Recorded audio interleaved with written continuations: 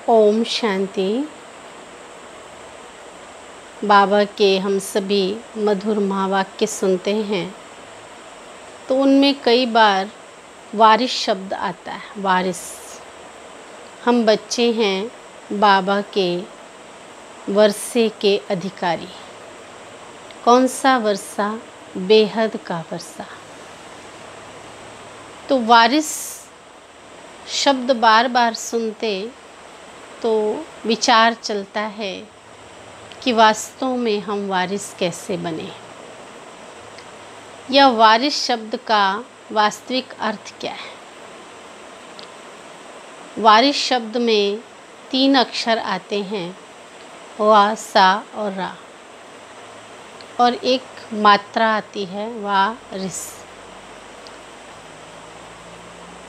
तो वा मीन्स वर्षे का अधिकारी, रा मीन्स राज्य अधिकारी और स मीन्स स्वराज्य अधिकारी। और ई की मात्रा से भाव अर्थ है ईश्वरीय वर्षा। ईश्वरीय वर्षे के अधिकारी कैसे बने? लौकिक दुनिया में भी माता पिता के वर्षे का अधिकारी बनने के लिए हमें आज्ञाकारी बनना होता है। और यहाँ पर भी बाबा हम बच्चों को राजयोग की शिक्षा में श्रीमत पर चलना सिखलाते हैं। और जो बच्चे श्रीमत रूपी आज्ञाओं का पालन करते हैं वही ईश्वरीय वर्षे का अधिकारी बनते हैं।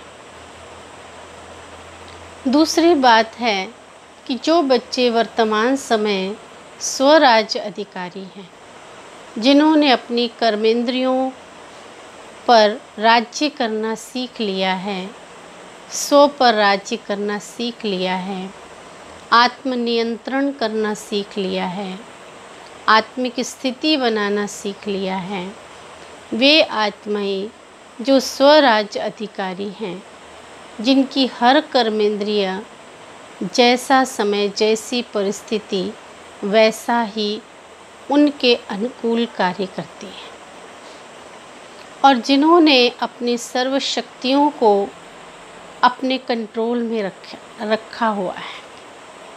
चाहे वो कोई भी शक्ति हो, सहन करने की, समाने की, सामना करने की, परखने की, निर्णय करने की, सहयोग करने की या अपने आप को समेटने की। तो इस तरह से बहुत सारी शक्तियाँ हमारे इस ब्राह्मण जीवन में बाबा के द्वारा हमें प्राप्त होती हैं। तो जब चाहें, जहाँ चाहें, जैसे चाहें हम उन शक्तियों को यूज़ कर सकें, और जिसकी जब आवश्यकता है उसी प्रमाण वो शक्ति कार्य करे, तब समझो हम स्वराज्य अधिकारी हैं। तो ब्राह्मण जीवन में कई दिन भर की दिनचर्या जो हम प्ले करते हैं, और उस कार्यों को करते हुए हम अपने आप को चेक करते हैं और पाते हैं कि जब हम बाबा की श्रीमत के अनुसार हर कार्य कर रहे हैं तो हमें महसूस होता है कि हमारा आज का चार्ट ठीक है। इसी तरह से डेली रूटीन में, संगम युगी जीवन में जब हमारा डेली चार्ट ठीक होता है, तब हमें महसूसता आती है कि हम कर्मेंद्रियों के अधिकारी बनते जा रहे हैं। तो इस तरह से बाबा हम बच्चों को स्वराज्य अधिकारी बनने की प्रेरणाएं देते हैं। और दूसरी बात है कि जैसे लौकिक दुनिया में एक पिता निर्णय लेता है कि मेरा कौन सा बच्चा मेरी प्रॉपर्टी का हकदार बन सकता है, और वो चाहता है कि हम उसी बच्चे को प्रॉपर्टी का हकदार बनाएं जो हमारी प्रॉपर्टी को आगे बढ़ा सके और अधिक उसकी वृद्धि कर सके, नाम बाला कर सके, नेक कार्य कर सके, और अनेक प्रकार की जो प्राप्तियां हैं उनको अपने जीवन में हासिल करता चले। यही चाहकर वो अपनी प्रॉपर्टी का अधिकार देना चाहता है। तो कहते हैं कि एक बार एक व्यक्ति ने अपने 2 बच्चों में से इस बात का चुनाव करना था कि मैं किसे अपनी प्रॉपर्टी का अधिकारी बनाऊं। तो उसने अपने बच्चों को, दोनों ही बच्चों को कुछ गेहूं के बीज दिए और कहा कि जो इन बीजों का सदुपयोग करके दिखाएगा, सही यूज़ करके दिखाएगा, मैं उसे ही अपनी प्रॉपर्टी का हकदार बनाऊंगा। तो एक बच्चा तो गेहूं के उन बीजों को बहुत संभाल कर रखे रहा और दूसरे बच्चे ने गेहूं के उस बीज को खेती में बो दिया।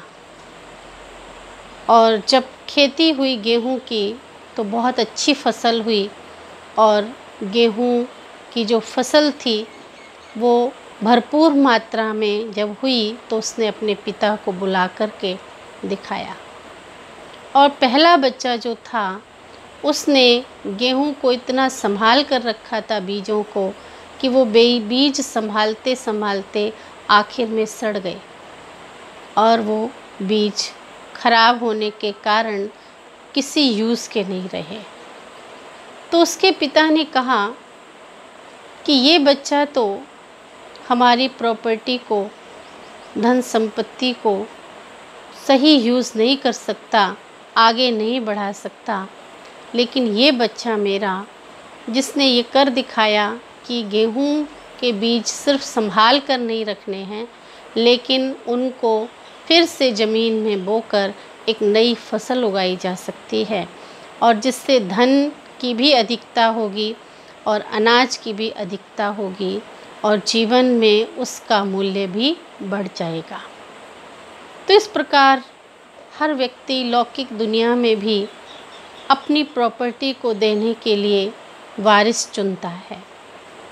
इसी तरह से परमपिता परमात्मा भी वर्तमान समय अपने ज्ञान, गुण, शक्तियाँ, खजाने बच्चों को देने के लिए धरती पर आता है।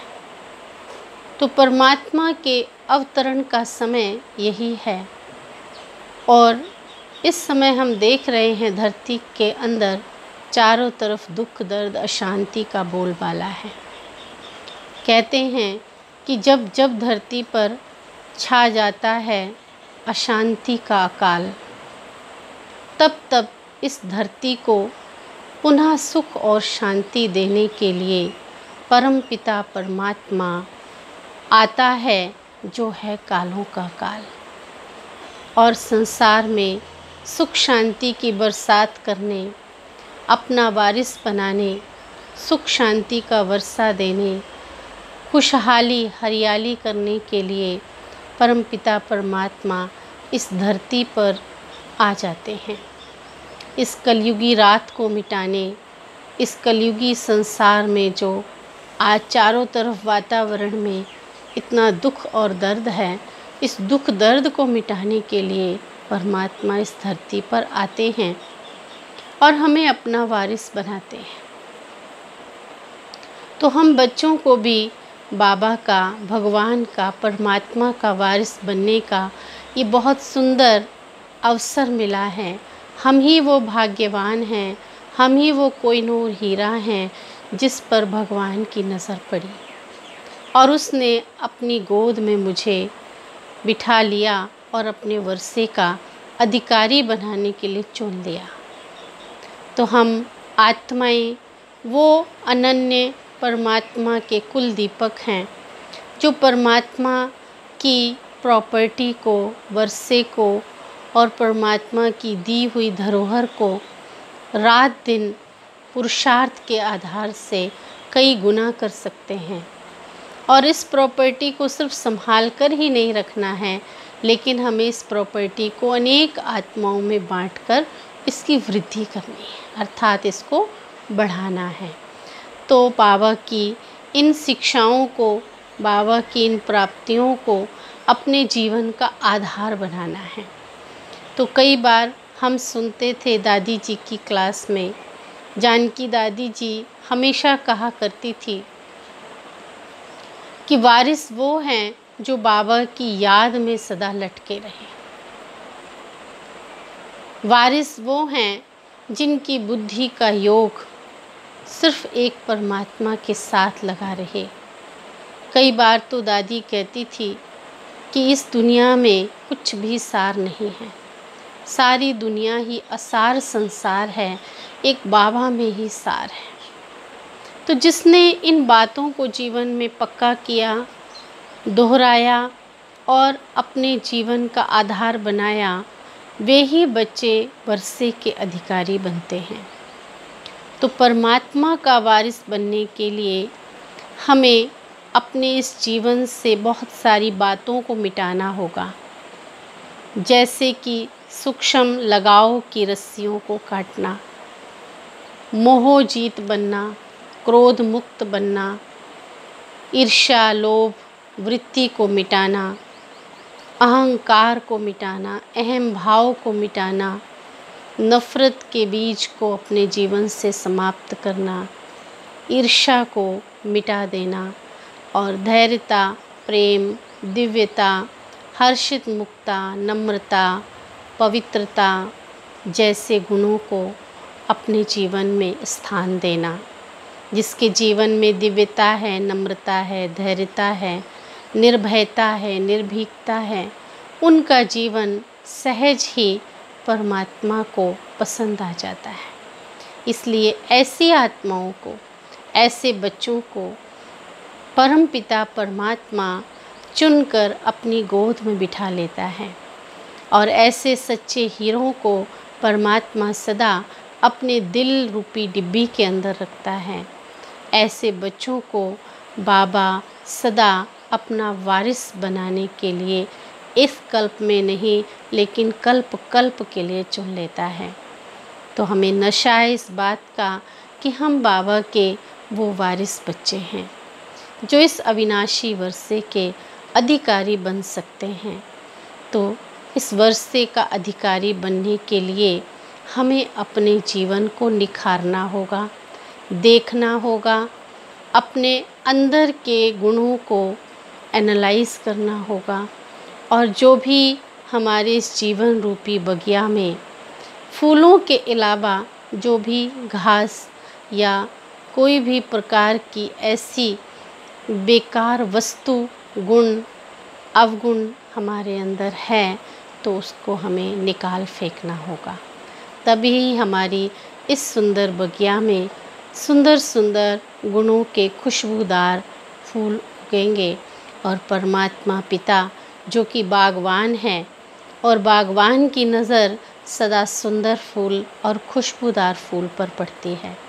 तो ऐसे पिता परमात्मा बागवान के हम बच्चे हैं और हम ही इस वर्षे के सदा सदा अधिकारी बने, ऐसी हम सबकी शुभ भावना और शुभकामना है। ओम शांति।